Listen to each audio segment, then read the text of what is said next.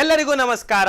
Achiever ಸಂಸ್ಥೆಯ ವಿಶೇಷ ಸಂಚಿಕೆಗೆ ಸ್ವಾಗತ. ಸ್ನೇಹಿತರೆ, ಗ್ಯಾಸ್ಟೆಡ್ ಪ್ರೊಬೇಷನರ್ 2024ರ ಮರು ಪರೀಕ್ಷೆ ಕೂಡ ಆಯಿತು. ಇದೇ ಡಿಸೆಂಬರ್ 29ನೇ ತಾರೀಕು ಆಯಿತು. ಸೊ ಮೊಟ್ಟ ಮೊದಲ ಬಾರಿಗೆ ಆಗಸ್ಟ್ 27ನೇ ತಾರೀಕು ಮಾಡಲಾಗಿತ್ತು. ಸೊ ಅನುವಾದದ ಒಂದು ಮಿಸ್ಟೇಕ್ನಿಂದ ಏನು ಮಾಡಲಾಯಿತು, ಅದನ್ನು ಮರು ಪರೀಕ್ಷೆ ಮಾಡಬೇಕಾಯಿತು. ಸೊ ಅದನ್ನೇ ಡಿಸೆಂಬರ್ 29ರಂದು ನೀವೆಲ್ಲರೂ ಕೂಡ ಗ್ಯಾಸ್ಟೆಡ್ ಪ್ರೊಬೇಷನರ್ಸ್ ಎಕ್ಸಾಮ್ನ ಬರೆದಿದ್ದೀರಾ. ಸೊ ನಮ್ಮ ಕರ್ನಾಟಕದ ಒಂದು ಆರ್ಥಿಕತೆ ಆಗಿರ್ಬೋದು, ಕರ್ನಾಟಕದಲ್ಲಿ ಒಂದು ಸಾಮಾಜಿಕವಾಗಿ ಮತ್ತೆ ಏನು ಬೆನ್ನೆಲುಬು ಅಂತ ಅಂತೀವಿ KS ಅಧಿಕಾರಿಗಳು. ಸೊ ಅದನ್ನ ನೇಮಕಾತಿ ಪರೀಕ್ಷೆ, ಇದು ಗ್ರೂಪ್ ಎ ಮತ್ತು ಬಿ ಅಧಿಕಾರಿಗಳ ಒಂದು ನೇಮಕಾತಿ ಪರೀಕ್ಷೆ ಆಗಿತ್ತು.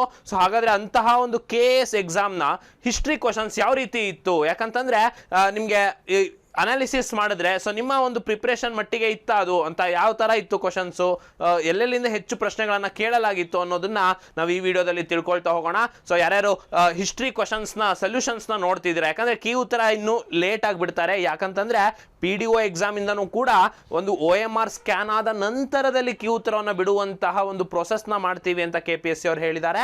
ಸೊ ಹಾಗಾಗಿ ಕೀ ಉತ್ತರ ಲೇಟ್ ಆಗಿ ಬರುತ್ತೆ. ಸೊ ಹಾಗಾಗಿ ನಿಮ್ಮೆಲ್ಲರಿಗೂ ಕೂಡ ಒಂದು ಸೊಲ್ಯೂಷನ್ಸ್ ಅನ್ನ ಹೇಳೋಣ ಅಂತ ಹೇಳ್ಬಿಟ್ಟು ಈ ವಿಡಿಯೋದ ಮುಖಾಂತರ ನಾನು ಬಂದಿದ್ದೇನೆ. ಸೊ ಇಲ್ಲಾಂದ್ರೂ ಕೂಡ ನೀವು ಹಿಸ್ಟ್ರಿನ ನೆಕ್ಸ್ಟ್ ಎಕ್ಸಾಮ್ಸ್ಗೆ ಯಾವ ತರ ಅಪ್ರೋಚ್ ಇರಬೇಕು ಅನ್ನೋದನ್ನು ಕೂಡ ಈ ವಿಡಿಯೋದಲ್ಲಿ ತಿಳ್ಕೊಳ್ತಾ ಹೋಗೋಣ. ಸೊ ಎಲ್ಲರಿಗೂ ಸ್ವಾಗತ. KS ಎಕ್ಸಾಮ್ ಎಕ್ಸಾಮ್ನ ಹಿಸ್ಟ್ರಿ ಕ್ವಶನ್ಸ್ ವಿಶ್ಲೇಷಣೆಗೆ ತಮ್ಮೆಲ್ಲರಿಗೂ ಸ್ವಾಗತ ಅಂತ ಹೇಳ್ತಾ, ಸೊ ಸ್ನೇಹಿತರೆ, ನೀವು ಒಂದಿಷ್ಟು KS ಎಕ್ಸಾಮ್ ಬಗ್ಗೆ ನೀವು ತಿಳ್ಕೊಳ್ಳೋದಾದ್ರೆ, ಸೊ ಇದು ಎಕ್ಸಾಮ್ ಆಗಿತ್ತು. ಅಂದ್ರೆ ಮೊದಲನೇದಾಗಿ ಒಂದು ಹೆಸರಿ ಎಕ್ಸಾಮ್ ಆಗಿತ್ತು, ಅದು ಆಗಸ್ಟ್ 27ನೇ ತಾರೀಕು. ಸೊ ಒಂದು 40ಕ್ಕೂ ಹೆಚ್ಚು ಪ್ರಶ್ನೆಗಳು ಅನುವಾದದ ಒಂದು ತೊಂದರೆ ಇದ್ದಿದ್ರಿಂದ ಸೊ ಎಲ್ಲರೂ ಕೂಡ ಸ್ಟ್ರೈಕ್ ಮಾಡಲಾಗಿತ್ತು. ಸೊ CM ಅವಾಗ ಏನ್ ಮಾಡಿದ್ರು, ಅದನ್ನ ಸೂಚಿಸಿದ್ರು ಎಕ್ಸಾಮ್ ಮಾಡ್ಲಿಕ್ಕೆ. ಅದಾದ ನಂತರ ಡಿಸೆಂಬರ್ 29 ಅಂತಿತ್ತು, ಬಟ್ ಆದ್ರೂ ಕೂಡ ಒಂದು ಕೇಸ್ ಹಾಕಲಾಗಿತ್ತು. ಧಾರವಾಡ ಪೀಠದಲ್ಲಿ ಇತ್ತು ಕೇಸ್. ಸೊ ಸ್ಟೇ ತಂದಿದ್ರು ಎಕ್ಸಾಮ್ಗೆ. ಸೊ ನಂತರದಲ್ಲಿ ಸೊ ಒಂದು ಸ್ಟೇ ಅನ್ನ ವೆಕೇಟ್ ಮಾಡಲಾಯಿತು. ಸೊ ಎಕ್ಸಾಮ್ನ ಕಂಡಕ್ಟ್ ಮಾಡಲಾಯಿತು. ಈಗ ಆಲ್ರೆಡಿ ಮೇನ್ಸ್ನ ದಿನಾಂಕಗಳನ್ನು ಕೂಡ ಮಾರ್ಚ್ ತಿಂಗಳಲ್ಲಿ ಕೊಟ್ಟಿದ್ದಾರೆ. ಸೊ ಒಂದು KPSC ಬಿಟ್ಟಿರುವಂಥ ಒಂದು ಎಕ್ಸಾಮ್ ಲಿಸ್ಟ್ನಲ್ಲಿ. ಸೊ ಹಾಗಾಗಿ ತುಂಬ ಬೇಗನೆ ನಿಮಗೆ ಪ್ರೊಸೆಸ್ ಮುಗಿಯುತ್ತೆ ಅಂತ ಹೇಳ್ಬಿಟ್ಟು ಒಂದು ಆಶಾದಾಯಕವಾಗಿ ನೋಡ್ತಾ ಹೋಗೋಣ. ಸೊ ಹಾಗಾದ್ರೆ ಒಂದಿಷ್ಟು ಸ್ಟಾಟಿಸ್ಟಿಕ್ಸ್ ನೋಡೋದಾದ್ರೆ, ಅಪ್ಲಿಕೇಶನ್ ಎಷ್ಟು ರಿಸೀವ್ ಆಗಿತ್ತು ಅಂದ್ರೆ 2,10,910 ಜನ ಅರ್ಜಿಯನ್ನು ತುಂಬಿದ್ರು. ಅದರಲ್ಲಿ ಮೊದಲನೇ ಎಕ್ಸಾಮ್ಗೆ ಕಂಪೇರ್ ಮಾಡಿದ್ರೆ ಈ ಎಕ್ಸಾಮ್ಗೆ ತುಂಬಾ ಕಡಿಮೆ ಒಂದು ಏನು ಅಟೆಂಡೆನ್ಸ್ ಇದ್ರು. ಯಾರ್ಯಾರು ಅಂತಂದ್ರೆ ಕೇವಲ 1,237 ಜನ ಮಾತ್ರ ಅಟೆಂಡ್ ಮಾಡಿದ್ರು. ಸೊ ಆಬ್ಸೆಂಟೀಸ್ ಲಿಸ್ಟೇ ಜಾಸ್ತಿ ಇದೆ, 1,09,000 ಜನ ಹತ್ರ ಆಬ್ಸೆಂಟ್ ಆಗಿದ್ದಾರೆ. ಅಂದ್ರೆ ಹತ್ರ 52% ಅರ್ಜಿ ತುಂಬಿರೋರು ಅಟೆಂಡ್ ಮಾಡಿಲ್ಲ. ಸೊ ಹಾಗಾದ್ರೆ ಎಷ್ಟು ಕಾಂಪಿಟೇಷನ್ ಬರುತ್ತೆ ಅಂದ್ರೆ, ಒಂದು ಪೋಸ್ಟ್ಗೆ 264 ಜನ ಕಾಂಪಿಟೇಷನ್ ಕೊಡ್ಬೋದು ಅಂತ ಹೇಳ್ಬಿಟ್ಟು. ಮೇನ್ಸ್ಗೆ ಎಷ್ಟು ಜನ ಆಯ್ಕೆ ಆಗ್ತಾರೆ ಅಂದ್ರೆ, ಇಷ್ಟು ಜನದಲ್ಲಿ ಬರ್ದಿರುವಂತಹ 1,01,237 ಜನದಲ್ಲಿ ಮೇನ್ಸ್ಗೆ 5,760 ಜನ ಆಯ್ಕೆ ಆಗ್ತಾರೆ. ಹಾಗೆ ಇಂಟರ್ವ್ಯೂಗೆ 1,152 ಜನ ಅಟೆಂಡ್ ಮಾಡ್ತಾರೆ. ಇನ್ನು ಫೈನಲ್ ಸೆಲೆಕ್ಷನ್ 384 ಕೇಸ್ ಆಗ್ತಾರೆ ಅಂತ ಹೇಳ್ಬಿಟ್ಟು. ಸೊ ಇದೊಂದು ಸ್ಟಾಟಿಸ್ಟಿಕ್ಸ್ ನೆನಪಲ್ಲಿರಲಿ. ಸೊ ನೀವೇನಾದ್ರೂ 5,760 ಜನದಲ್ಲಿ ಇರ್ತೀರಾ ಅಂತ ಹೇಳ್ಬಿಟ್ಟು ಸೊ ಈ ಸೊಲ್ಯೂಷನ್ಸ್ ಮಾಡ್ತಾ ತಿಳ್ಕೊಳ್ತಾ ಹೋಗೋಣ. ಸೊ ಹಾಗಾದ್ರೆ ಸ್ನೇಹಿತರೆ, ಇನ್ನೊಂದು, ಸೊ ಯಾರ್ಯಾರು KS ಆಕಾಂಕ್ಷಿಗಳಿದ್ದೀರಾ, ಸೊ ನಿಮ್ಗೊಂದು ಸ್ವಲ್ಪ ಹಿನ್ನೆಲೆ ಗೊತ್ತಿರಬೇಕು. ಸೊ KS ಕಳೆದ 10 ವರ್ಷದಲ್ಲಿ 4 ಬಾರಿ ಆಗಿರುವಂಥದ್ದು ಪರೀಕ್ಷೆ.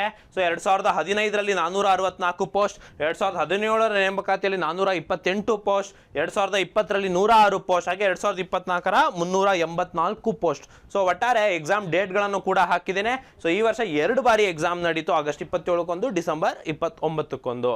ಸೊ ಹೀಗಾಗಿ ಸೊ ಮುಂದೆ ಬರುವ ಎಕ್ಸಾಮ್ಗೆ ಈಗ ಹೊಸ ಅಭ್ಯರ್ಥಿಗಳು ಯಾರು ಈ ವಿಡಿಯೋ ನೋಡ್ತಾ ಇದ್ದೀರಾ, ಫ್ರೆಷರ್ಸ್ ಇದ್ದೀರಾ, ಫೈನಲ್ ಇಯರ್ ಡಿಗ್ರೀಸ್ ಇದ್ದೀರಾ, ಸೊ ಇವ್ರಿಗೆ ಸೊ ನೀವು ನೋಡಿರ್ಬೋದು KS ಎಕ್ಸಾಮ್ ಫ್ರೀಕ್ವೆಂಟ್ ಆಗಿಲ್ಲ. 2015, 2017, 2020, 2024 ಸರಿ ಸುಮಾರು 4 ವರ್ಷ ಅಂತರದಲ್ಲಿದೆ.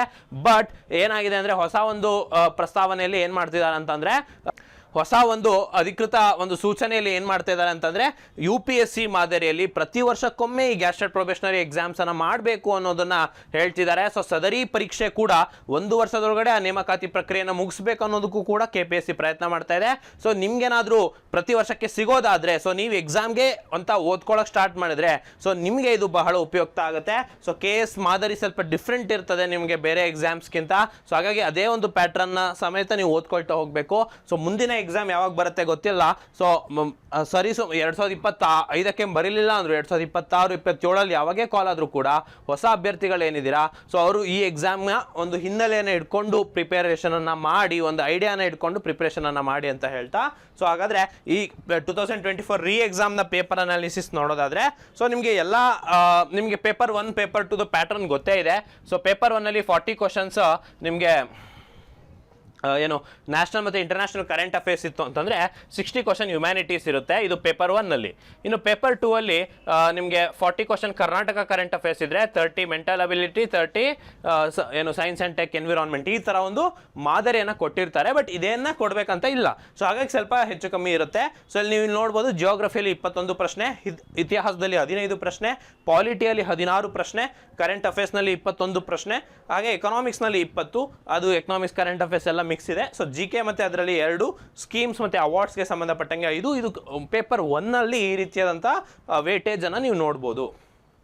ಇನ್ನು ಸ್ನೇಹಿತರೆ, ಇತಿಹಾಸಕ್ಕೆ ನಾವು ಸಂಬಂಧಪಟ್ಟಂಗೆ ನೋಡೋದಾದರೆ, ಸೊ ಏನ್ಷಿಯಂಟ್ ಇಂಡಿಯನ್ ಹಿಸ್ಟ್ರಿಯಿಂದ 4 ಪ್ರಶ್ನೆಗಳಿತ್ತು, ಮಿಡವಲ್ ಇಂಡಿಯನ್ ಹಿಸ್ಟ್ರಿಯಿಂದ 2 ಪ್ರಶ್ನೆಗಳು, ಮಾಡರ್ನ್ ಇಂಡಿಯನ್ ಹಿಸ್ಟ್ರಿಯಿಂದ 6 ಪ್ರಶ್ನೆಗಳು, ಕರ್ನಾಟಕ ಇತಿಹಾಸದಿಂದ 3 ಪ್ರಶ್ನೆಗಳು, ಒಟ್ಟಾರೆ 15 ಪ್ರಶ್ನೆಗಳನ್ನು ಇತಿಹಾಸ ಭಾಗದಿಂದ ಕೇಳಲಾಗಿತ್ತು. ಬಟ್ ಜನರಲ್ ಆಗಿ ಏನಂತಂದರೆ, ಕರ್ನಾಟಕ ಇತಿಹಾಸ ನೀವು ಯಾವುದೇ ಒಂದು ಎಕ್ಸಾಮ್ ನೋಡಿದ್ರು 2 ರಿಂದ 3 ಅಂಕಗಳಿಗೆ ಇದ್ದೇ ಇರುತ್ತೆ. ಬಟ್ KS ಎಕ್ಸಾಮ್ನಲ್ಲಿ ಸ್ವಲ್ಪ ಡಿಫ್ರೆಂಟ್, ಇದು KS ಎಕ್ಸಾಮ್ ಆಗಿರೋದ್ರಿಂದ 10 ರಿಂದ 12 ಪ್ರಶ್ನೆಗಳು ನಾವು ಕರ್ನಾಟಕ ಇತಿಹಾಸ, ಇವನ್ ಆಗಸ್ಟ್ ಪೇಪರಲ್ಲಿ ಕೂಡ 10 ಪ್ರಶ್ನೆ ಕರ್ನಾಟಕ ಹಿಸ್ಟ್ರಿ ರಿಲೇಟೆಡ್ ಇತ್ತು. ಸೊ ಆದರೆ ಈ ಬಾರಿ ತುಂಬ ಕಡಿಮೆಯನ್ನು ಕೊಟ್ಟಿದ್ದಾರೆ, ಮತ್ತು ಕೊಟ್ಟಿರೋದು ಕೂಡ ತುಂಬ ಟಫ್ ಕೊಟ್ಟಿದ್ದಾರೆ ಅಂತ ಹೇಳ್ಬಿಟ್ಟು. ಸೊ ನಾವು ಯಾವ ಥರ ಇದೆ, ಯಾವ ಪರ್ಟಿಕ್ಯುಲರ್ ಟಾಪಿಕಿಂದ ಎತ್ಕೊಂಡು ಕೊಟ್ಟಿದ್ದಾರೆ ಅನ್ನೋದನ್ನು ಕೂಡ ನಾವು ನೋಡ್ತಾ ಹೋಗೋಣ.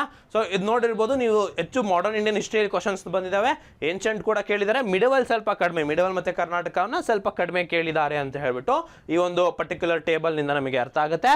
ಸೊ ಮುಂದೆ ನೋಡ್ತಾ ಹೋಗೋಣ. ಸೊ ಇನ್ನೇತಕ್ಕೆ ತಡ, ಯಾವ ಥರ ಪ್ರಶ್ನೆಗಳನ್ನು KS ಎಕ್ಸಾಮ್ನಲ್ಲಿ ಕೇಳಲಾಗಿತ್ತು ಅಂತ ಹೇಳ್ಬಿಟ್ಟು ಸೊ ನೋಡ್ತಾ ಹೋಗಿ.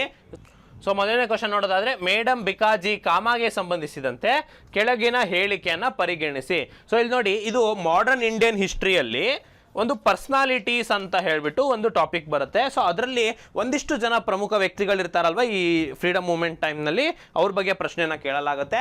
ಸೊ ಈ ಥರದ್ದು 3 ಪ್ರಶ್ನೆ ಇತ್ತು ಈ ಪತ್ರಿಕೆಯಲ್ಲಿ. ಸೊ ಮೇಡಮ್ ಬಿಕಾಜಿ ಕಾಮ ಬಗ್ಗೆ ಕೊಟ್ಟಿದ್ದಾರೆ. ಸೊ ಫಸ್ಟ್ ನೀವು ಏನು ತಿಳ್ಕೊಬೇಕಂದ್ರೆ, ಬಿಕಾಜಿ ಕಾಮದ ಬಗ್ಗೆ ನಿಮಗೇನು ಗೊತ್ತು? ಒಂದೇನು, ಅವರು ಒಂದು ಇಂಡಿಯನ್ ಫ್ಲ್ಯಾಗನ್ನು ಫಾರಿನ್ನಲ್ಲಿ ಹಾರಿಸಿ ಅದನ್ನು ರಾಷ್ಟ್ರೀಯತೆಯನ್ನು ಮೆರೀತಾರೆ ಅಂತ ಹೇಳ್ಬಿಟ್ಟು. ಸೊ ಅದಷ್ಟು ಮಾತ್ರ ಗೊತ್ತಿರುತ್ತೆ, ಶಾಲೆಯಲ್ಲಿ ಕೂಡ ಕೇಳಿರ್ತೀರಾ ಮೇಡಮ್ ಬಿಕಾಜಿ ಕಾಮ ಬಗ್ಗೆ. ಸೊ ಹಾಗಾದರೆ ಅವ್ರ ಬಗ್ಗೆ ಏನು ಕ್ವಶನ್ ಕೇಳಿದ್ದಾರೆ ಅಂತ ಹೇಳ್ಬಿಟ್ಟು ನೋಡೋಣ. ಸೊ ಸ್ಟೇಟ್ಮೆಂಟ್ ರೀತಿ ಇದೆ. ಸೊ ಸ್ಟೇಟ್ಮೆಂಟ್ ರೀತಿ ಇರೋದು ಏನೇನಂತ ನೋಡ್ತಾ ಹೋಗೋಣ. ಈಕೆಯು ಭಾರತದ ಕ್ರಾಂತಿಯ ತಾಯಿ ಎಂದು ಹೆಸರುವಾಸಿಯಾಗಿದ್ದಾಳೆ ಅಂತ ಮೊದಲನೇ ಸ್ಟೇಟ್ಮೆಂಟ್. ಅಂದ್ರೆ she is known as the mother of Indian revolution ಅಂತ ಹೇಳ್ಬಿಟ್ಟು ಈ ಸ್ಟೇಟ್ಮೆಂಟ್ ಸರಿಯಾಗಿದೆ ಸ್ನೇಹಿತರೆ, ಇದು ಕರೆಕ್ಟ್, ಹೌದು, ಆ ರೀತಿ ಕರಿತೀವಿ ಅಂತ ಹೇಳ್ಬಿಟ್ಟು. ಇನ್ನು 1907ರಲ್ಲಿ ಈಕೆಯು ಅಂತಾರಾಷ್ಟ್ರೀಯ ಮಹಿಳಾ ಸಮ್ಮೇಳನದಲ್ಲಿ ಪ್ರತಿನಿಧಿಗಳನ್ನು ಉದ್ದೇಶಿಸಿ ಭಾಷಣ ಮಾಡ್ತಾರೆ ಮತ್ತು ಮಧ್ಯದಲ್ಲಿ ಒಂದೇ ಮಾತರಂ ಎಂದು ಬರೆದಿರುವ ಭಾರತದ ತ್ರಿವರ್ಣ ಧ್ವಜವನ್ನ ಹಾರಿಸ್ತಾರೆ ಅಂತ ಹೇಳ್ಬಿಟ್ಟು. So in 1907 she addressed the delegates at International Women's Congress and unfolded the Indian tricolor flag with Vande Mataram written on the middle ಅಂತ ಹೇಳ್ಬಿಟ್ಟು. ಇದು ಹೌದು, ನಾವು ಇದೇ ಕಥೆಯನ್ನ ಕೇಳಿರೋದು ಮೇಡಮ್ ಬಿಕಾಜಿ ಕಾಮ ಅವ್ರ ಬಗ್ಗೆ. ಸೊ ಹಾಗಾದ್ರೆ ಇದು ಕೂಡ ಸ್ಟೇಟ್ಮೆಂಟ್ ಸರಿಯಾಗಿದೆ ಅಂತ ಹೇಳ್ಬಿಟ್ಟು. ಸೊ ಇಲ್ಲಿ ನೋಡಿ, ಈಕೆಯು 1905ರಲ್ಲಿ ಲಂಡನ್ ಇಂಡಿಯನ್ ಸೊಸೈಟಿಯನ್ನು ಸ್ಥಾಪಿಸ್ತಾರೆ ಅಂತ ಹೇಳ್ಬಿಟ್ಟು. So she founded the London Indian society 1905 ಅಂತ. ಸೊ ಈಕೆ ಅದ್ರಲ್ಲಿ ಮೆಂಬರ್ ಇರ್ಬೋದೇನೋ, ಬಟ್ ಫೌಂಡ್ ಮಾಡಿದ ಅವರಲ್ಲ. ಸೊ ಮಾಡಿದ್ದು ಯಾರು ಅಂತ ಹೇಳಿದ್ರೆ ಶ್ಯಾಮ್ಜಿ ಕೃಷ್ಣ ವರ್ಮಾ ಅಂತ ಹೇಳ್ಬಿಟ್ಟು. ಸೊ ಹಾಗಾದ್ರೆ ಈ 3ನೇ ಸ್ಟೇಟ್ಮೆಂಟ್ ಸರಿ ಇದೆ. ಸೊ ಈ ಒಂದು UPSC 2024-23 ಪ್ಯಾಟರ್ನ್ ಅಲ್ಲಿ ಈ ತರ ನೋಡ್ತಾ ಇದೀವಿ, ಎಷ್ಟು ಹೇಳಿಕೆ ಸರಿ ಇದೆ ಅಂತ ಹೇಳ್ಬಿಟ್ಟು. ಮೊದಲೆಲ್ಲ ಯಾವ ಹೇಳಿಕೆ ಸರಿ ಇದೆ ಅಂತ ಕೇಳ್ತಾ ಇದ್ರು, ಈಗ ಎಷ್ಟು ಹೇಳಿಕೆ ಸರಿ ಇದೆ ಅಂತ ಕೇಳ್ತಿದ್ದಾರೆ. ಸೊ ಅದ್ರ ನಿಮಗೆ 3 ಬಗ್ಗೆನೂ ಐಡಿಯಾ ಇರಲೇಬೇಕಾಗುತ್ತೆ. ಸೊ ಹಾಗಾದ್ರೆ ಎಷ್ಟು ಹೇಳಿಕೆ ಸರಿ ಇದೆ? 1 ಮತ್ತು 2. ಸೊ ಸರಿಯಾದ ಉತ್ತರ ಏನು? 2 ಹೇಳಿಕೆಗಳು ಮಾತ್ರ ಸರಿಯಾಗಿವೆ ಅಂತ ಹೇಳ್ಬಿಟ್ಟು. So only 2 statements are correct ಅಂತ ಹೇಳ್ಬಿಟ್ಟು. ಸೊ ಇದು ನಿಮಗೆ ಗೊತ್ತಾಗಿದೆ ಅಂತ ಅನ್ಕೊಂತೀನಿ. ಇದು ಪರ್ಸನಾಲಿಟೀಸ್ಗೆ ಸಂಬಂಧಪಟ್ಟಂಗೆ ಮಾಡರ್ನ್ ಇಂಡಿಯನ್ ಹಿಸ್ಟ್ರಿಯಿಂದ ಕ್ವಶನ್ ಅನ್ನ ಕೊಡಲಾಗಿತ್ತು. ಸುಲಭ ಇತ್ತು, ಇದೊಂದು ಮಾಡರೇಟ್ ಅಂತ ಹೇಳ್ಬೋದು. ಯಾಕಂತಂದ್ರೆ ಸುಮಾರು ಜನಕ್ಕೆ ಕನ್ಫ್ಯೂಸ್ ಆಗ್ಬೋದು, ಈ ಒಂದು ಸ್ಟೇಟ್ಮೆಂಟ್ ಮೊದಲನೇದಿರೋದು ಮತ್ತೆ 3ನೇದಲ್ಲಿರೋದು ಸ್ವಲ್ಪ ಕನ್ಫ್ಯೂಸ್ ಆಗ್ಬೋದು ಅಂತ ಹೇಳ್ತಾ. ಸೊ ಮುಂದಿನ ಕ್ವಶನ್ ಅನ್ನ ನೋಡ್ತಾ ಹೋಗೋಣ. ಓಕೆ ಸ್ನೇಹಿತರೆ, ಮತ್ತೊಂದು ಮಾಡರ್ನ್ ಇಂಡಿಯನ್ ಹಿಸ್ಟ್ರಿ ಕ್ವಶನ್ ಬಂದಿದೆ. ಸೊ ಏನಂತ ಹೇಳಿದ್ರೆ, ಭಾರತದ ಇತಿಹಾಸಕ್ಕೆ ಸಂಬಂಧಿಸಿದಂತೆ 1909ರ ಮಾರ್ಲೆ ಮಿಂಟೋ ಸುಧಾರಣೆ ಫಲವಾಗಿ ಒಂದು 4 ಹೇಳಿಕೆಗಳನ್ನು ಕೊಟ್ಟಿದ್ದಾರೆ. ಸೊ ನೋಡಿ ಸ್ನೇಹಿತರೆ, ಒಂದಿಷ್ಟು ಆಕ್ಟ್ಗಳು ಬರ್ತಾವಲ್ವಾ ಕಾನ್ಸ್ಟಿಟ್ಯೂಷನ್ ಮಾಡೋ ಮುಂಚೆ. 1909 Minto Morley, 1919 Montagu Chelmsford, government of India act in 1935, 1942, ಈ ಥರ ನಮಗೆ ಒಂದಿಷ್ಟು ಪ್ರಮುಖ ಆಕ್ಟ್ಗಳು ಬರ್ತವೆ. ಅದ್ರ ಮೇಲೆ ಸ್ಟ್ಯಾಂಡರ್ಡ್ ಕ್ವಶನ್ಸ್ ಕೇಳ್ತಾರೆ ಯಾವಾಗಲೂ. ಇಲ್ಲೂ ಕೂಡ 1909 ಒಂದು ಮಿಂಟೋ ಮಾರ್ಲೆ ರಿಫಾರ್ಮ್ಸ್ ಮೇಲೆನೆ ಕೇಳಿರೋಂಥದ್ದು. ಸೊ ಹಾಗಾದ್ರೆ ಏನಂತ ಹೇಳ್ಬಿಟ್ಟು ನೋಡೋದಾದ್ರೆ, ಈ ಸುಧಾರಣೆಗಳು ಭವಿಷ್ಯದಲ್ಲಿ ಸ್ವಯಂ ಆಡಳಿತ ಸ್ಥಾಪನೆಗೆ ನೆರವಾದವು. So reforms promoted establishment of self government in future.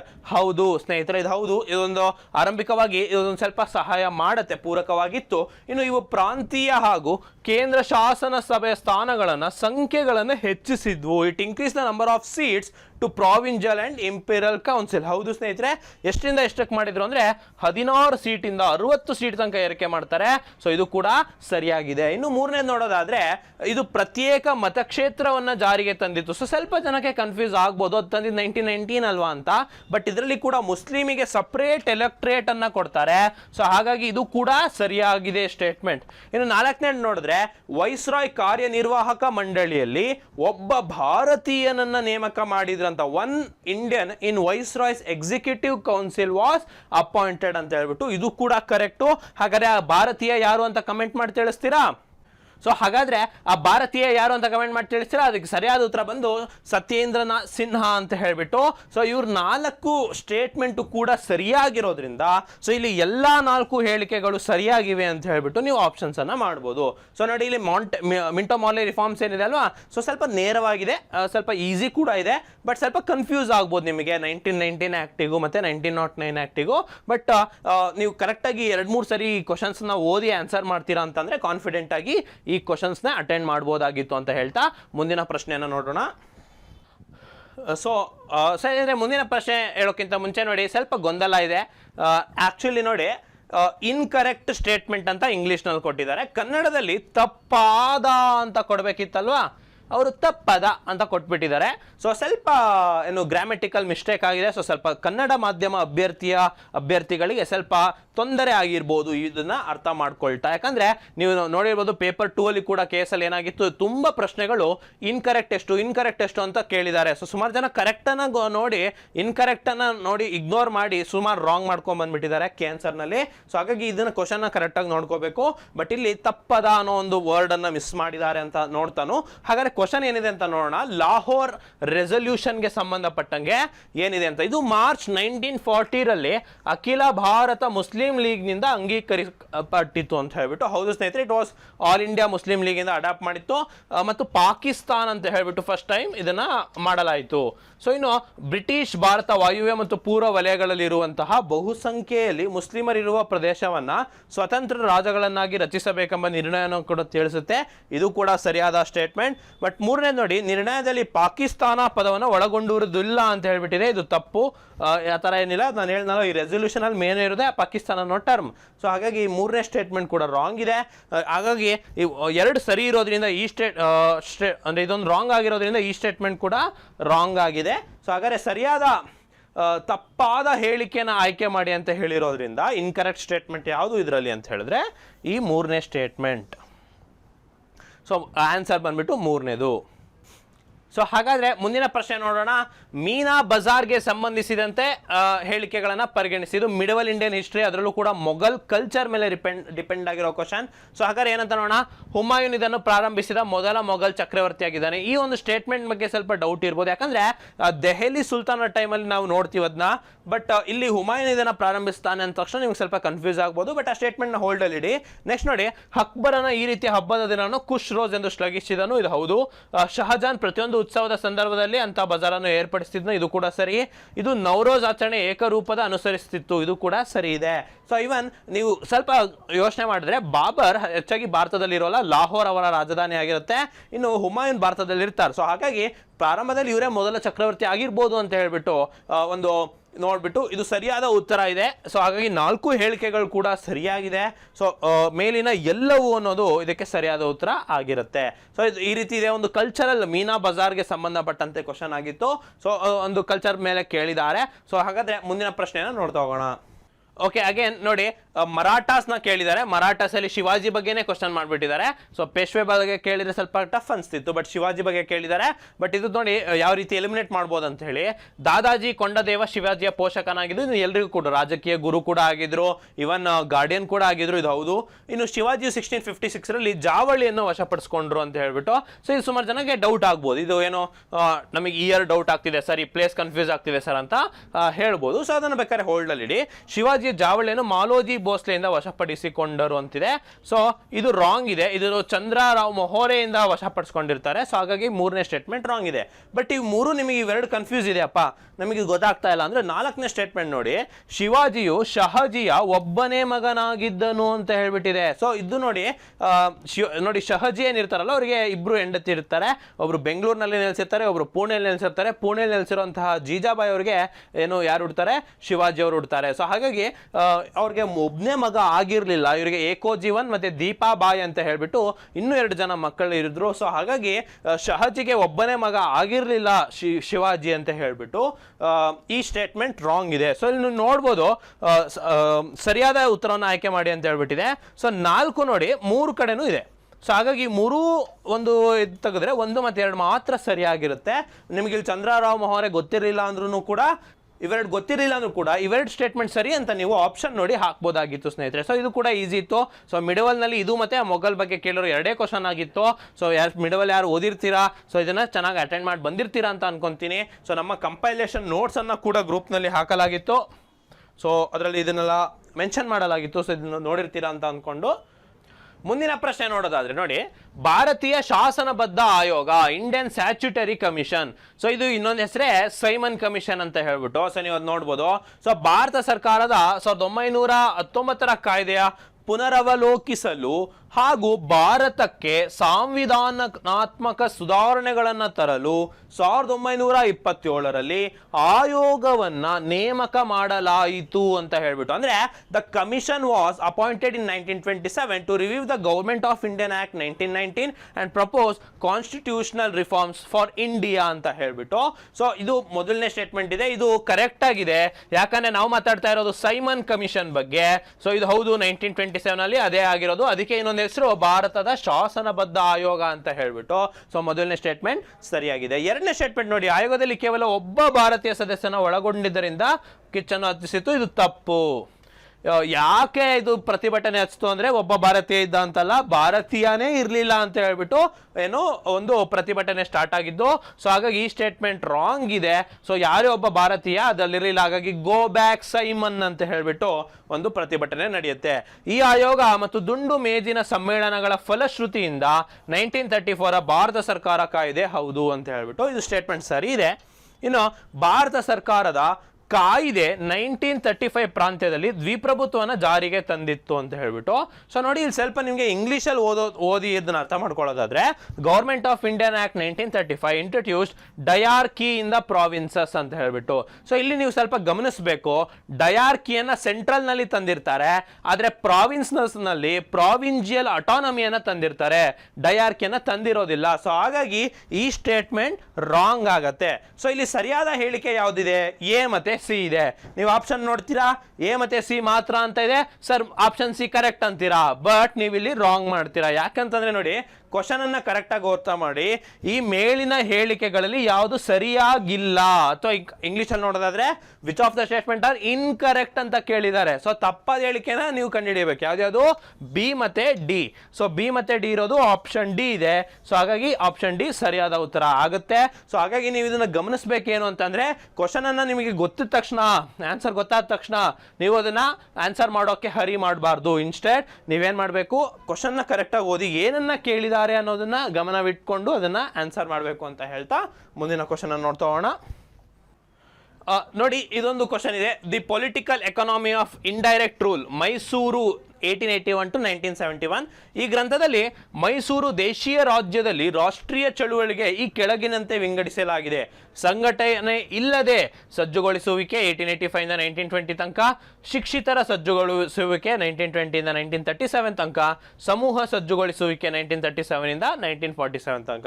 ಈ ತರ ಒಂದು ಪುಸ್ತಕ ಮತ್ತು ಚಾಪ್ಟರ್ಗಳನ್ನ ಬರೆದಂತಹ ಲೇಖಕರು ಯಾರು ಅಂತ ಕ್ವಶನ್. ಸೊ ಇದು ಸ್ವಲ್ಪ ನಿಮಗೆ ಟಫ್ ಅಂತ ಹೇಳ್ಬೋದು, ಯಾಕಂತಂದ್ರೆ ಇದು ಸ್ವಲ್ಪ ಬುಕ್ಸ್ ಬಗ್ಗೆ ಕೇಳಿದ್ದಾರೆ. ಸೊ ನೋಡಿ ಯಾವ ಟಾಪಿಕ್ ಅಂತ ನೀವು ನೋಡ್ಬೇಕು. ಇದು ಕರ್ನಾಟಕ ಹಿಸ್ಟ್ರಿ ಆಗಿದ್ರು ಕೂಡ, ಬಟ್ ಅದರಲ್ಲಿ ಯಾವ ಟಾಪಿಕ್ ಅಂತ ಬುಕ್ಸ್ ಅಂತ ಹೇಳ್ಬಿಟ್ಟು ಆಥರ್ಸ್ ಅಂತ ಹೇಳ್ಬಿಟ್ಟು ಆ ಒಂದು ಪರ್ಟಿಕ್ಯುಲರ್ ಕಾನ್ಸೆಪ್ಟ್ ನಿಂದ ಕೇಳಲಾಗಿದೆ. ಸೊ ಇಂಗ್ಲಿಷ್ ಅಲ್ಲಿ ಹೇಳೋದಾದ್ರೆ the national movement in the princely state of Mysore has been divided under the following periods in a book called the political economy of indirect rule Mysore 1881 and to 1971. Mobilisation without organisation, elite mobilisation, mass mobilisation ಅಂತ ಹೇಳ್ಬಿಟ್ಟು.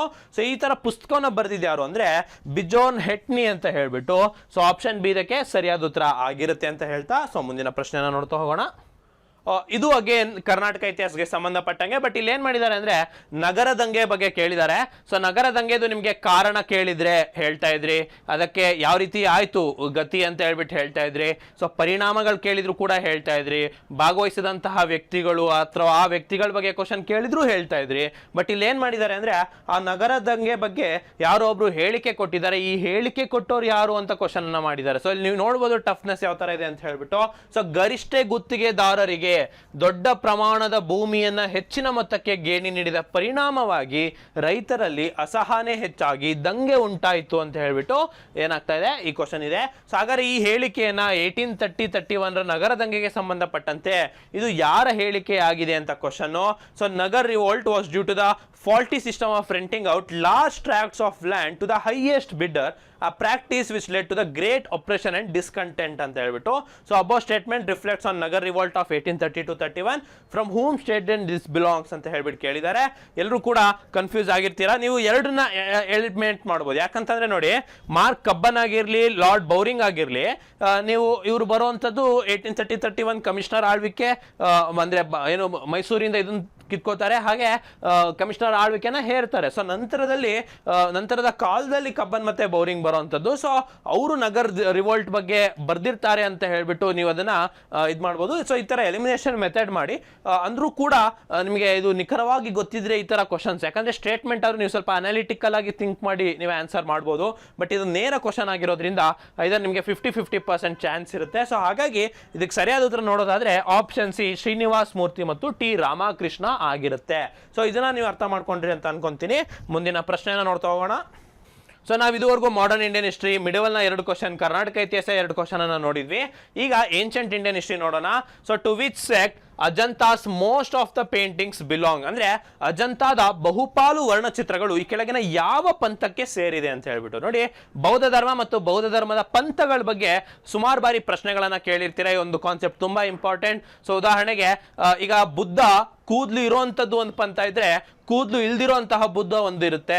ಬುದ್ಧನ ಮೇಲೆ ಕುಂಕುಮ ಇರುವಂತಹ ಒಂದಿದ್ರೆ, ಬುದ್ಧ ಮಲಗಿರುವಂತಹ ಆಸನದಲ್ಲಿರುವ ಒಂದು ಪಂಥ follow ಮಾಡಿದ್ರೆ, ಬುದ್ಧ ಕಮಲದ ಮೇಲೆ ಕೂತಿರೋ ಒಂದಷ್ಟು ಜನ ಫಾಲೋ ಮಾಡ್ತಾರೆ. ಸೊ ಹಲವಾರು ಬೇರೆ ಬೇರೆ ಪಂಥಗಳಲ್ಲಿ ಬುದ್ಧನ ಬೇರೆ ಬೇರೆ ರೂಪವನ್ನು ನಾವು ನೋಡ್ತೀವಿ. ಸೊ ಹಾಗಾದ್ರೆ ಅಜಂತದಲ್ಲಿರುವಂತಹ ಏನ್ ಪೇಂಟಿಂಗ್ಸ್ ಇದಾವೆ ಅವು ಯಾವ ಒಂದು ಪಂಥಕ್ಕೆ ಸೇರುತ್ತೆ ಅನ್ನೋದಾದ್ರೆ, ಸೊ ಅದು ನೋಡಿ Hinayana and Vajrayana sects of Buddhism, ಅಂದ್ರೆ ಬೌದ್ಧ ಧರ್ಮದ ಹೀನಾಯನ ಮತ್ತು ವಜ್ರಾಯನ ಪಂಥಗಳಿಗೆ ಸೇರುತ್ತೆ ಅಂತ ಹೇಳ್ಬಿಟ್ಟು. ಇದು ಸ್ವಲ್ಪ ಈಸಿ ಇತ್ತು. ಸೊ ಎಷ್ಟು ಜನ ಏನ್ಷಂಟ್ ಓದಿರ್ತೀರಾ ಅವರೆಲ್ಲರಿಗೂ ಕೂಡ ಇದನ್ನ ಕವರೇಜ್ ಆಗಿರುತ್ತೆ. ಸೊ ನಮ್ಮ ನೋಟ್ಸ್ ನಲ್ಲಿ ಕೂಡ ನಾವು ಇದನ್ನ ಪ್ರೊವೈಡ್ ಮಾಡಿದೀವಿ ಅಂತ ಹೇಳ್ತಾ ಮುಂದಿನ ಪ್ರಶ್ನೆ ನೋಡ್ತಾ ಹೋಗೋಣ.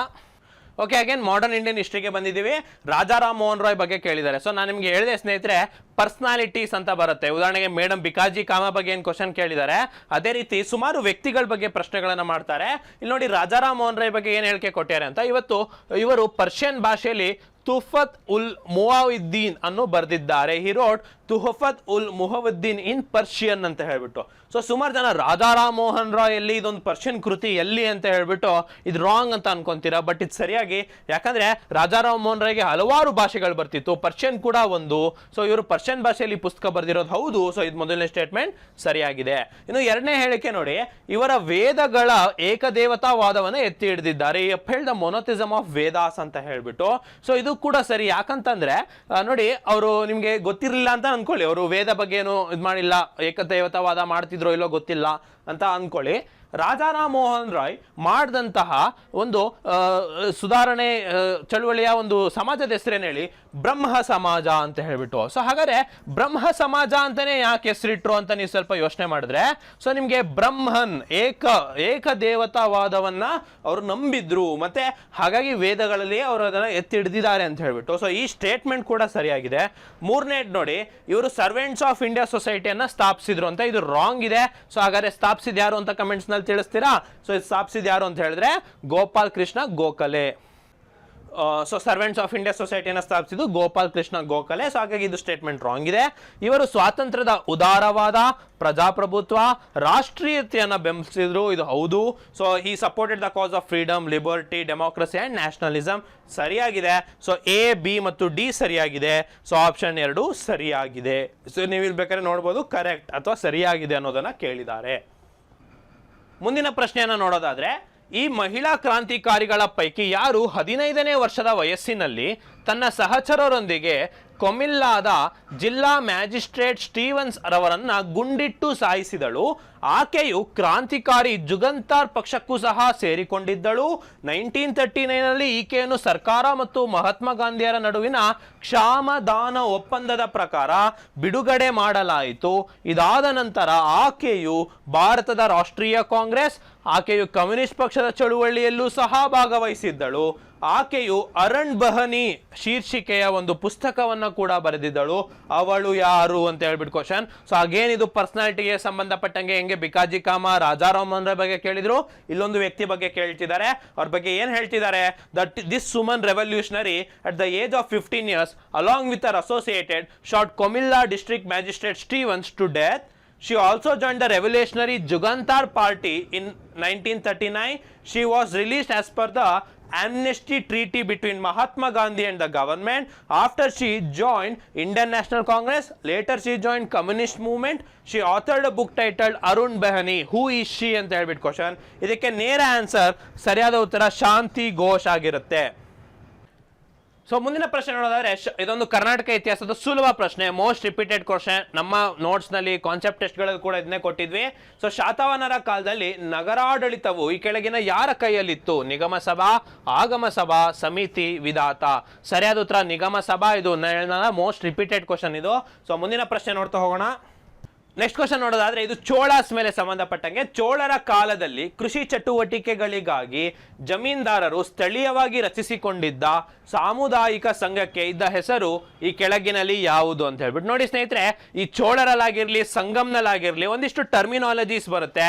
ಈ ಟರ್ಮಿನಾಲಜೀಸ್ ಮೇಲೆ ಕ್ವಶನ್ಗಳು ನಿಮಗೆ UPSC ಆಗಿರ್ಲಿ ಅಥವಾ KPSC ಆಗಿರ್ಲಿ ತುಂಬಾ ಪ್ರೊಬೆಬಲ್ ಆಗಿ ಕೇಳ್ತಾ ಹೋಗ್ತಾರೆ. ಸೊ ಈ ಟರ್ಮಿನಾಲಜೀಸ್ ಬಗ್ಗೆ ಕಲಿಯೋದಾದ್ರೆ, ಅಲಂ ಗನಂ, ನಾನಾದೇಸಿ, ಚಿಟ್ಟಿರ ಮೇಲೆ, ಐನೂರ್ವರ್ ಅಂತ ಹೇಳ್ಬಿಟ್ಟು ನಿಮಗೆ ಒಂದು ಅಫ್ಕೋರ್ಸ್ ನೀವು ಇದನ್ನ ಎಲಿಮಿನೇಟ್ ಮಾಡ್ಬೋದು. ಯಾಕಂದ್ರೆ ಐಹೊಳೆ, ಐನೂರ್ವರ್ ಅನ್ನೋದು ನಮ್ಮ ಕನ್ನಡದ ಏನು ಮಾಡಿದಾಗಿತ್ತು ಬಾದಾಮಿ ಚಾಲುಕ್ಯರ ಟೈಮ್ ನಲ್ಲಿ. ಸೊ ಇದನ್ನು ಇನ್ನು 3 ಕ್ವಶನ್ ಅಲ್ಲಿ ನಿಮಗೆ ಡೌಟ್ ಆಯ್ತು ಅಂದ್ರೂ ಕೂಡ ಇದು ಕೂಡ ಟರ್ಮಿನಾಲಜಿಸ್ ನೇರವಾಗಿ ಕಂಡುಹಿಡಬೇಕಾಗಿತ್ತು. ಸರಿಯಾದ ಉತ್ತರ ಬಂದು ಚಿಟ್ಟಿರ ಮೇಲಿ ಆಗಿತ್ತು. ಸೊ ಮುಂದಿನ ಪ್ರಶ್ನೆ ನೋಡ್ತಾ ಹೋಗೋಣ. ಇದು ಸ್ವಲ್ಪ ಇದಂತಹ ಇತಿಹಾಸ ಪ್ರಶ್ನೆಗಳಲ್ಲಿ ಇದೆ ಅತ್ಯಂತ ಸುಲಭವಾದ ಪ್ರಶ್ನೆ ಅಂತ ಹೇಳ್ಬೋದು. ಯಾವ ಬೌದ್ಧ ಸಮ್ಮೇಳನದಲ್ಲಿ ಬೌದ್ಧರು 2 ಗುಂಪುಗಳು ಮಹಾಯಾನ ಮತ್ತು ಹೀನಾಯನ ಎಂದು ಮಾನ್ಯತೆ ದೊರಕಿತ್ತು? ಅಂದ್ರೆ ಡೈರೆಕ್ಟ್ ಆಗಿ 4ನೇ ಬೌದ್ಧ ಸಮ್ಮೇಳನ ಅಂತ ಹಾಕ್ಬೋದು. ಅವಾಗ್ಲೇ ಅದು 2 ಪಂಥವಾಗಿ ಡಿವೈಡ್ ಆಯ್ತು ಅಂತ ಹೇಳ್ಬಿಟ್ಟು. ಬುದ್ಧನ ಮೇಲೆ ಕಂಪ್ಲೀಟ್ ಆಗಿ ನಂಬಿಕೆ ಇಟ್ಕೊಂಡಿದ್ದಂಥವ್ರು ಒಂದಾಗಿದ್ರೆ, ಕೇವಲ ಬುದ್ಧನ ಒಂದು ಪ್ರೀಚಿಂಗ್ ಮೇಲೇನೆ ನಂಬಿಕೆ ಇಟ್ಕೊಂಡಂಥವ್ರು ಒಂದು ಪಂಥ ಆಗಿತ್ತು. ಸೊ ಇದು 2 ಪಂಥ ಆಗಿದ್ದು 4ನೇ ಬೌದ್ಧ ಸಮ್ಮೇಳನದಲ್ಲಿ. ಸೊ ಇನ್ನು ಅಶೋಕನ ಶಾಸನದ ಬಗ್ಗೆ ನೋಡಿ ಸ್ನೇಹಿತರೆ, ಒಂದು ಸ್ಟ್ಯಾಂಡರ್ಡ್ ಕಾನ್ಸೆಪ್ಟ್ ಇದು. ಯಾಕಂದ್ರೆ ಮೌರ್ಯ ಸಾಮ್ರಾಜ್ಯ ನೀವು ಓದ್ತೀರಾ ಅಂದ್ರೆ ಅಶೋಕನ ಬಗ್ಗೆ ಓದ್ತೀರಾ. ಅದರಲ್ಲಿ ಅಶೋಕನ ಶಾಸನದ ಮೇಲೆ ತುಂಬಾ ಕ್ವಶನ್ಸ್ ನ ಕೇಳ್ತಾರೆ.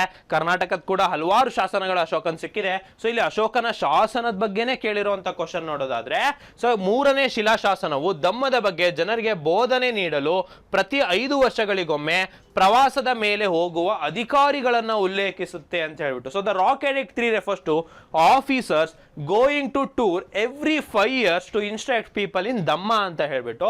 ಸೊ ನಿಮಗೆ ಇಲ್ಲಿ ಏನು ಕನ್ಫ್ಯೂಸ್ ಆಗ್ಬೋದು ಅಂದ್ರೆ ಈ 5 years ಅಥವಾ 5 ವರ್ಷಗಳಿಗೊಮ್ಮೆ ಅಂತ ಏನು ಹೇಳಿದಾರಲ್ವಾ, ಸೊ ಇದರಿಂದ ಹೌದಾ ಇಲ್ವಾ, ಸೊ ಡೌಟ್ಫುಲ್ ಅಲ್ವಾ. ಆಫೀಸರ್ಸ್ ಹೋಗಿದ್ರು ಹೌದು, ಹಾಗಾದ್ರೆ 5 ವರ್ಷಕ್ಕೆ ಹೋಗಿದ್ರಾ ಅಂತ ಮೆನ್ಷನ್ ಆಗಿದೆ 3ನೇ ಶಿಲಾಶಾಸನ, ಸ್ವಲ್ಪ ಡೌಟ್ ಆಗ್ಬೋದು. ಸೊ ಇದು ಆದ್ರೆ ಸರಿಯಾಗಿದೆ ಸ್ನೇಹಿತರೆ, ಇದು ಫಸ್ಟ್ ಸ್ಟೇಟ್ಮೆಂಟ್, ಮೊದಲನೇದು ಸರಿಯಾಗಿದೆ. ಇನ್ನು ರುಮಿಂಡೈ ಶಾಸನದಲ್ಲಿ ತಿಳಿಸಿರುವಂತೆ ಲುಂಬಿನಿ ಗ್ರಾಮದ ಜನರಿಗೆ ತೆರಿಗೆ ವಿನಾಯಿತಿ ಅಥವಾ ಟ್ಯಾಕ್ಸ್ ಕನ್ಸೆಷನ್ ಅನ್ನ ಕೊಡಲಾಯಿತು. ಹೌದು, ಕರೆಕ್ಟ್, ಇದು ಕೂಡ ಸರಿಯದು. ಇನ್ನು ಎಲ್ಲ ಕೊಡುಗೆಗಳಿಗೆ ಅತ್ಯುತ್ತಮವಾಗಿರುವ ದಮ್ಮದ ಕೊಡುಗೆಯನ್ನು 11ನೇ ಶಿಲಾಶಾಸನದಲ್ಲಿ ಉಲ್ಲೇಖಿಸುತ್ತೆ. ಸ್ವಲ್ಪ ಟ್ರಾನ್ಸ್ಲೇಷನ್ ಎರರ್ ಆಗಿದೆ, ಇಂಗ್ಲಿಷ್ ಅಲ್ಲಿ ನೋಡಿ. Rock edict 11 refers to the gift of dhamma being the best of all gifts ಅಂತ. ಇದು ಕೂಡ ಸರಿಯಾಗಿದೆ. ಸೊ ಮೇಲಿನ ಎಲ್ಲವೂ ಕೂಡ ಸರಿಯಾಗಿದೆ ಅಂತ ಹೇಳ್ಬಿಟ್ಟು. ಸೊ ಸ್ನೇಹಿತರೆ, ನೀವು ಇದು ನೋಡಿರೋದು KS ಮರುಪರೀಕ್ಷೆಯ ಇತಿಹಾಸದ ಕ್ವಶನ್ಸ್ ಅನ್ನ 15 ಪ್ರಶ್ನೆಗಳನ್ನ ಕೇಳಲಾಗಿತ್ತು. So ancient, medieval, modern, Karnataka ಎಲ್ಲವನ್ನ ಕೂಡ ಕವರೇಜ್ ಮಾಡಲಾಗಿತ್ತು. ಸ್ನೇಹಿತರೆ, ಈ ವಿಡಿಯೋದಲ್ಲಿ KS ನ ಇತಿಹಾಸ ಪ್ರಶ್ನೆಗಳನ್ನ ಕವರ್ ಮಾಡ್ಲಿಕ್ಕೆ ಟ್ರೈ ಮಾಡಿದ್ದೇವೆ. ಸೊ ಮುಂದಿನ ವಿಡಿಯೋಗಳಲ್ಲಿ ಸೊ ನಿಮಗೆ ಇನ್ನೂ ಬೇರೆ ಸಬ್ಜೆಕ್ಟ್ಸ್ ಬೇಕು ಸರ್, ನಮಗೆ ಕಟ್ ಆಫ್ ಅನಾಲಿಸಿಸ್ ಬೇಕು ಅಂದ್ರೆ ಕಮೆಂಟ್ ಮೂಲಕ ತಿಳಿಸಿ, ನಾವು ಮುಂದಿನ ವಿಡಿಯೋಗಳೊಂದಿಗೆ ಬರ್ತೀವಿ. ಸೊ ಸಂಸ್ಥೆಯಲ್ಲಿ ಹೊಸ ಬ್ಯಾಚ್ಗಳು ಪ್ರಾರಂಭವಾಗ್ತಾ ಇದೆ. ಸೊ ಇದೇ ಜನವರಿಯ ಬ್ಯಾಚ್ಗಳಿಗೆ ನೀವು ಜಾಯ್ನ್ ಆಗೋದಾದ್ರೆ ಸೊ ಸ್ಕ್ರೀನ್ ಮೇಲೆ ಕಾಣ್ತಿರೋಂಥ ನಂಬರ್ಗೆ ಸಂಪರ್ಕಿಸಬಹುದು, ಅಥವಾ ಅಚೀವರ್ಸ್ ಕೋಚಿಂಗ್ ಸಂಸ್ಥೆ, ರಾಘವೇಂದ್ರ ಮಠದ ರಸ್ತೆ, ತಿಲಕ್ ನಗರ್, ಮೊದಲನೇ ಕ್ರಾಸ್, ಸತತ 10 ವರ್ಷದಿಂದ ಉತ್ತಮ ಫಲಿತಾಂಶವನ್ನು ದಾಖಲಿಸ್ಕೋತಾ ಬಂದಿದ್ದೀವಿ. ಸೊ ಇವತ್ತ ಹೇಳ್ತಾ ಸೊ ಮುಂದಿನ ವಿಡಿಯೋದಲ್ಲಿ ಮತ್ತೆ ಸಿಗ್ತೀನಿ. ಧನ್ಯವಾದಗಳು.